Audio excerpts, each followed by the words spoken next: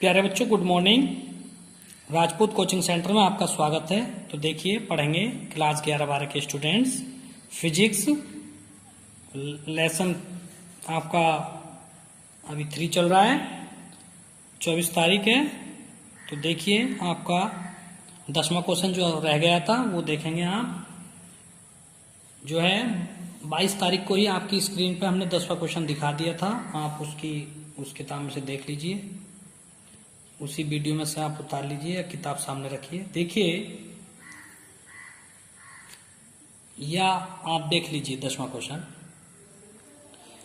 पुनः देख लीजिए। 22 तारीख में भी दिखाया था, आज भी देख लीजिए। 10वां क्वेश्चन है ये, इस प्रकार से पढ़ लीजिए इसको।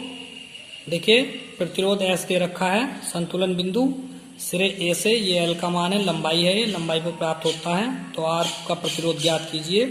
बस्ट स्टोन सेतु या मीटर सेतु में प्रतिरोधों के संयोजन के लिए मोटी कॉपर की पट्टियां क्यों लगाई जाती हैं? ये तो इसका आंसर तो यही है, प्रतिरोध कम करने के लिए लगाई जाती हैं। आर तथा एस को अंतर बदल करने पर प्रयुक्त सेतु का संतुलन बिंदु ज्ञात कीजिए। तो क्या होगा? तो देखिए, 100 सेमी का पैमाना होता है, इस समय 39.5 पे है। तो जब ये दोनों बदल जाएंगे तो तब कितनी क्या स्थिति होगी संतुलन की? तो 100 में से इसको घटा दीजिए तो वो स्थिति आ जाएगी। यदि सेतु के संतुलन की अवस्था में गैल्वोमीटर और सेल को अंतर यानी विभव मापी को बदल दें और सेल के स्थान बदल दें, तब क्या गैल्वोमीटर में कोई धारा बहेगी? एक नियत धारा बहेगी, केवल नियत धारा बहेगी। ठीक है, अगर इसके स्थान बदल दें तो। फिर 11वां है, फिर 12वां है। तो आइए इसको करते हैं। ठीक है,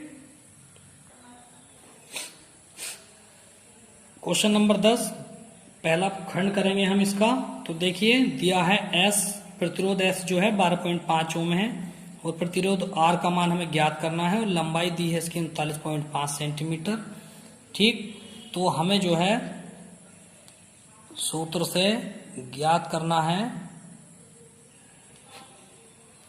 सूत्र बराबर होता है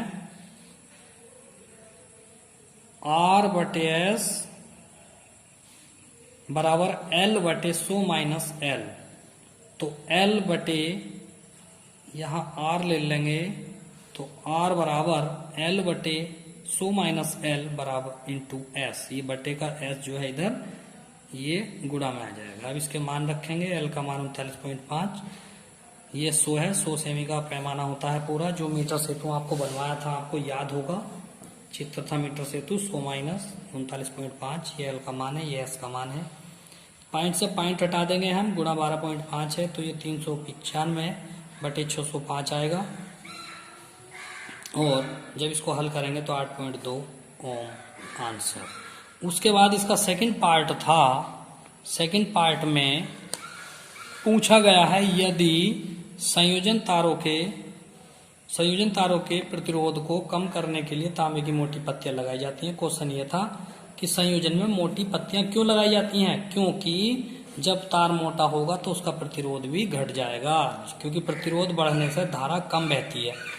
ठीक है, तो इसलिए तांबे की मोटी पत्ती लगाई जाती है। इसका बी पार्ट है, यदि एक्स और वाई के स्थान बदल दिए जाएं तो क्या होगा? तो देखिए, यदि एक्स और वाई के स्थान आप बदलेंगे तो एल के स्थान पर एल माइनस ओ भी परस्पर बदल जाएंगे। तो पहले स्थिति कितनी थी? पहले थी 39.5, अब स्थिति कितनी हो जाएगी? 100 माइनस 39.5 यानी 60.5 हो जाएगी। तीसरा पॉइंट है, यदि धारा मापी व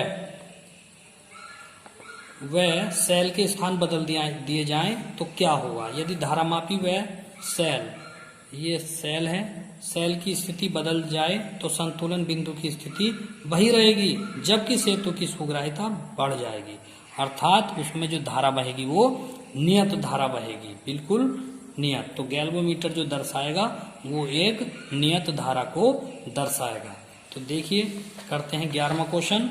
आइए, इसमें दिया है 8 विद्युत वाहक बल की एक संचायी बैटरी। तो विद्युत वाहक बल ई का मान जो दिया है, मैं हिंदी में लिखे दे रहा हूं, विद्युत वाहक बल, इसको ई से प्रदर्शित करते हैं। और ये दिया है 8 वोल्ट, ये 8 वोल्ट की एक बैटरी है।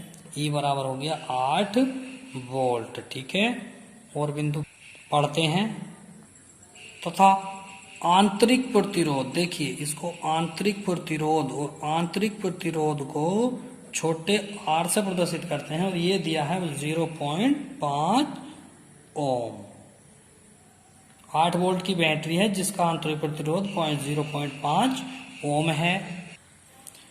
इसको श्रेणी क्रम में 15.5 ओम के प्रतिरोधक, तो प्रतिरोधक का मतलब प्रतिरोध, ये प्रतिरोधक है, प्रतिरोध R का मान दिया है 15.5 ओम, ये प्रतिरोधक दिया है। उपयोग करके 120 वोल्ट के डीसी स्रोत, यानी कि स्रोत जो है जिससे करंट जा रहा है उसका जो विभव है, विभवांतर कहेंगे इसको, और इसे V से प्रदर्शित करते हैं, तो यह है 120 वोल्ट का विभवांतर है, चार्ज किया जाता है। तो चार्ज होते समय बैटरी के टर्मिनल वोल्टता क्या होगी, टर्मिनल वोल्टता यानी कि V डैश कह लो, ये क्या होगी। तो देखिए इसमें जो सूत्र लगेगा, इसकी जो वोल्टता निकलेगी V डैश बराबर, ये हम करेंगे E प्लस आई आर, इसको मान लेंगे आप समीकरण नंबर 1। अब आइए पहले हम I का मान निकालते हैं। आपके पास I नहीं है तो आप I का मान निकालिए।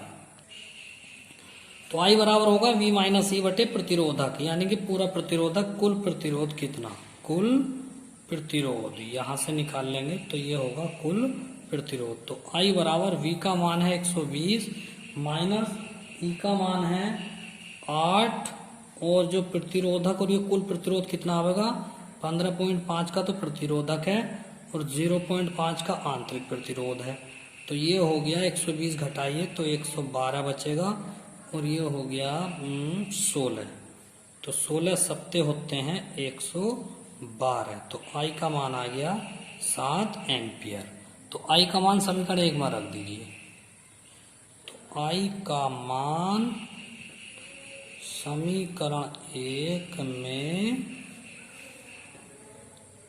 रखने पर, तो समीकरण 1 क्या थी, V डैश बराबर E प्लस आई आर, तो V डैश का मान होगा, E का मान है 8, I का मान कितना 7, और R का मान है 0.5, तो V डैश बराबर 8 प्लस 7 पंजे 35, तो V डैश आ गया 11.5 वोल्ट। आंसर। क्वेश्चन नंबर 12 देखेंगे आप।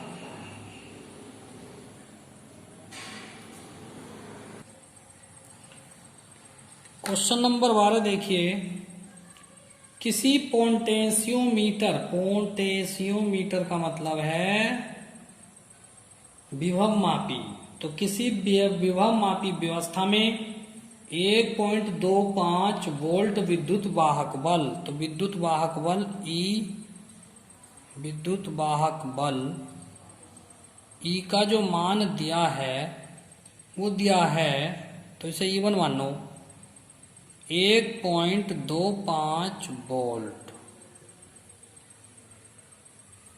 सेल का संतुलन बिंदु तार के 35 सेंटीमीटर लंबाई पर प्राप्त होता है, ये विभव मापी है, तो तार के 35 सेंटीमीटर लंबाई पर प्राप्त होता है। तो प्रारंभिक लंबाई इसकी, प्रारंभिक लंबाई L1 ये हो जाएगा 35 सेंटीमीटर पर प्राप्त होता है। यदि इस सेल को किसी अन्य सेल द्वारा प्रतिस्थापित कर दिया जाए तो संतुलन बिंदु 63 सेंटीमीटर पर स्थानांतरित हो जाता है। अतः अंतिम लंबाई, बाद वाली लंबाई क्या होगी, क्योंकि जब इसे स्थानांतरित किया जा रहा है तो लंबाई बदल गई, तो ये कितनी होगी, 63 सेमी पर स्थानांतरित हो जाता है। दूसरे सेल का विद्युत वाहक बल ज्ञात कीजिए। ये पहला सेल है, 2 सेल होते हैं विभव मापी में भी, तो दूसरे सेल का विद्युत वाहक बल यानी E2 आप ज्ञात कीजिए। तो हम जानते हैं, हमने आपको लिखाया भी है, वी नो दैट